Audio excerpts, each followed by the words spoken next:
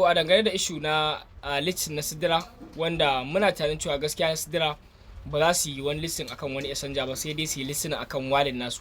So kuma dama already sun riga sun ta da can, I think ina ji December da ta wuce ne kamata a ce an yi listening na shi Sidra. So sakamakon matsaloli suke faruwa, musamman ma matsala babbar da ke faruwa ita ce matsala na fasin KYC na yan uwa da yawa. So gaskiya matsalar ta yi yawaitar da bai kamata a ce ma an shiga kasuwa yanzu ba, sakamakon idan har aka ce za su shiga kasuwa yanzu, wanda za su shiga zan cewa za su rasa account nasu ma kusan suna da yawa gaskiya. Dan za su iya kaiwa kusan 30% na wanda suke yin mining zuwa 50. So wannan dalilin yasa dole sai an daga listening din, tunda dole za su bi tsarin daki by daki, tunda idan har an yi listening babu su wanda za su kai coins din kasuwa nasu bai zama verify ba, so kaga ba amfanin yin listening din. So that is why na sai yasa aka daga listening din, wanda yanzu haka ba sake sanar da lokacin listening ba.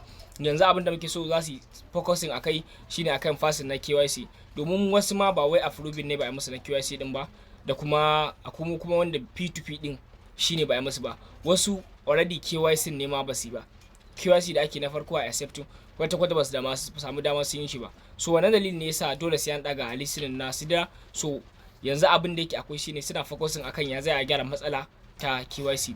Kamar yadda muka sani, shi Sidra ba wai application bane wanda ake mining irin kamar mining namu na Telegram, wanda idan an riga an gama mining shi app din ya riga ya gama amfani. So ba haka bane, zan iya cewa kamar waje ne wanda ake kamar desk screener, ko kuma in ce waje ne wanda zaka iya trading, wanda nan gaba za a iya launching na memes coin a ciki da kuma sauran coins.